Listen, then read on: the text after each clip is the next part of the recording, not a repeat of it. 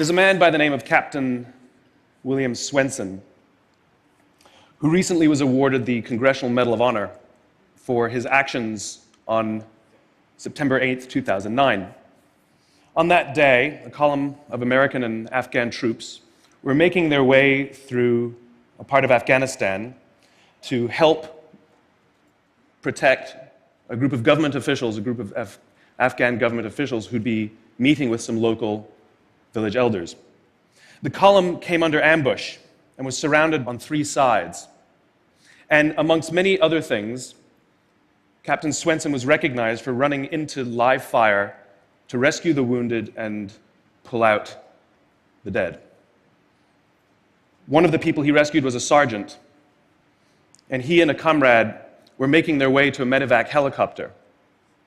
And what was remarkable about this day is, by sheer coincidence, one of the medevac medics happened to have a GoPro camera on his helmet and captured the whole scene on camera. It shows Captain Swenson and his comrade bringing this wounded soldier who'd received a gunshot to the neck. They put him in the helicopter, and then you see Captain Swenson bend over and give him a kiss before he turns around to rescue more. I saw this, and I thought to myself, where do people like that come from?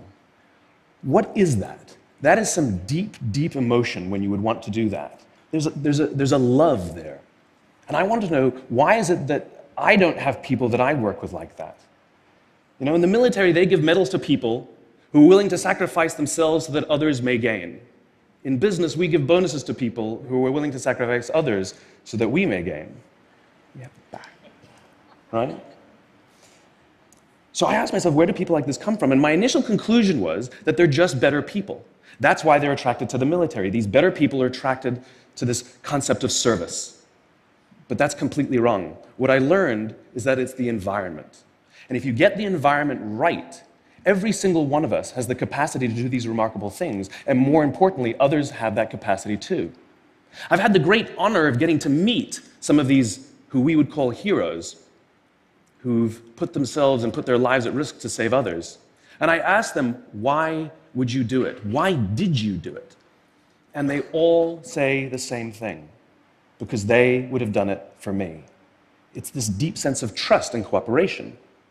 So trust and cooperation are really important here. The problem with concepts of trust and cooperation is that they are feelings, they're not instructions. I can't simply say to you, trust me, and you will. I can't simply instruct two people to cooperate, and they will. It's not how it works. It's a feeling. So where does that feeling come from? If you go back 50,000 years to the Paleolithic era, to the early days of Homo sapien, what we find is that the world was filled with danger. All of these forces working very, very hard to kill us. Nothing personal. Whether it was the weather, lack of resources, maybe a saber-toothed tiger, all of these things working to reduce our lifespan. And so we evolved into social animals, where we lived together and worked together in what I call a circle of safety, inside the tribe, where we felt like we belong. And when we felt safe amongst our own, the natural reaction was trust and cooperation. There are inherent benefits to this. It means I can fall asleep at night and trust that someone from within my tribe will watch for danger. If we don't trust each other, if I don't trust you, that means you won't watch for danger. Bad system of survival.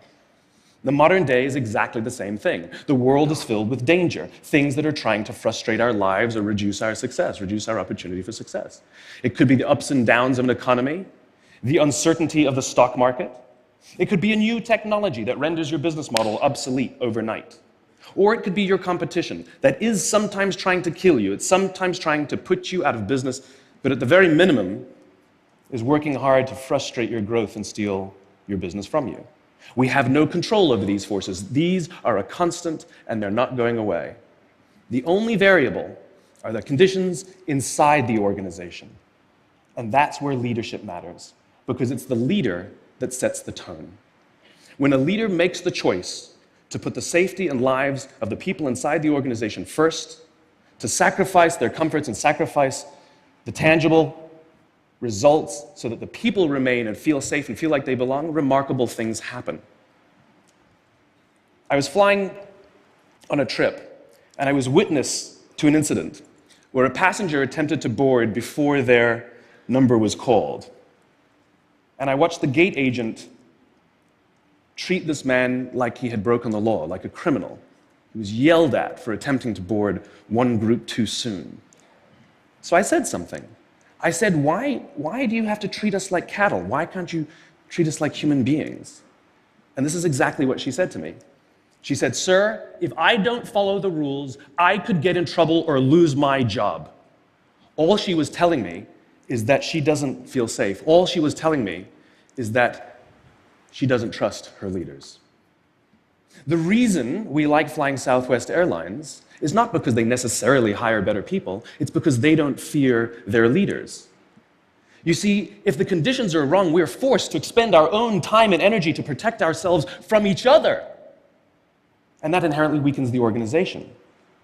When we feel safe inside the organization, we will naturally combine our talents and our strengths and work tirelessly to face the dangers outside and seize the opportunities. The closest analogy I can give to what a great leader is, it's like being a parent. If you think about what being a great parent is, what do you want? What makes a great parent? We want to give our child opportunities, education, discipline them when necessary, all so that they can grow up and achieve more than we could for ourselves. Great leaders want exactly the same thing. They want to provide their people opportunity, education, discipline when necessary, build their self-confidence, give them the opportunity to try and fail, all so that they could achieve more than we could ever imagine for ourselves. Charlie Kim, who's the CEO of a company called NextJump in New York City, a tech company, he makes the point that if you had hard times in your family, would you ever consider laying off one of your children? We would never do it. Then why do we consider laying off people inside our organization? Charlie implemented a policy of lifetime employment. If you get a job at NextJump, you cannot get fired for performance issues. In fact, if you have issues, they will coach you and they will give you support, just like we would with one of our children who happens to come home with a C from school. It's the complete opposite. This is the reason so many people have such a visceral hatred, sort of anger at some of these banking CEOs with their disproportionate salaries and bonus structures. It's not the numbers.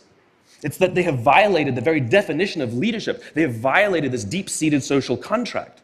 We know that they allowed their people to be sacrificed so that they could protect their own interests. Or worse, they sacrificed their people to protect their own interests. This is what so offends us, not the numbers.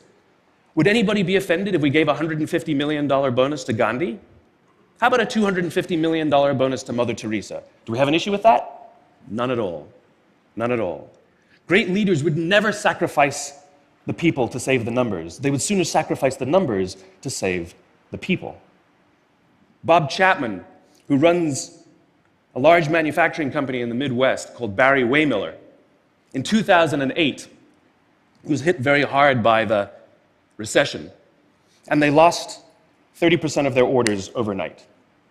Now, in a large manufacturing company, this is a big deal, and they could no longer afford their labor pool. They needed to save $10 million. So, like so many companies today, the board got together and discussed layoffs. And Bob refused. You see, Bob doesn't believe in head counts. Bob believes in heart counts. And it's much more difficult to simply reduce the heart count. And so they came up with a furlough program. Every employee, from secretary to CEO, was required to take 4 weeks of unpaid vacation. They could take it any time they wanted, and they did not have to take it consecutively. But it was how Bob announced the program that mattered so much. He said, "It's better that we should all suffer a little than any of us should have to suffer a lot." And morale went up. They saved $20 million. And most importantly, as would be expected, when the people feel safe and protected by the leadership in the organization, the natural reaction is to trust and cooperate. And quite spontaneously, nobody expected, people started trading with each other. Those who could afford it more would trade with those who could afford it less. People would take 5 weeks so that somebody else only had to take 3. Leadership is a choice. It is not a rank. I know many people at the senior-most levels of organizations who are absolutely not leaders. They are authorities, and we do what they say because they have authority over us, but we would not follow them. And I know many people who are at the bottoms of organizations who have no authority, and they are absolutely leaders. And this is because they have chosen to look after the person to the left of them, and they have chosen to look after the person to the right of them.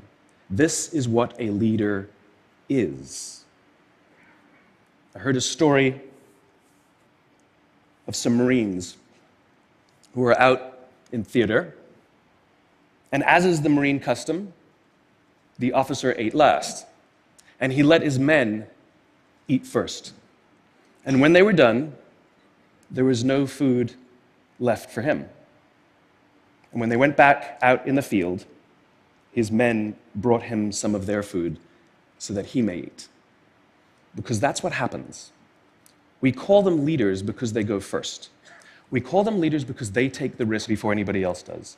We call them leaders because they will choose to sacrifice so that their people may be safe and protected, and so their people may gain. And when we do, the natural response is that our people will sacrifice for us. They will give us their blood and sweat and tears to see that their leader's vision comes to life. And when we ask them, why would you do that? Why would you give your blood and sweat and tears for that person? They all say the same thing. Because they would have done it for me. And isn't that the organization we would all like to work in? Thank you very much. Thank you.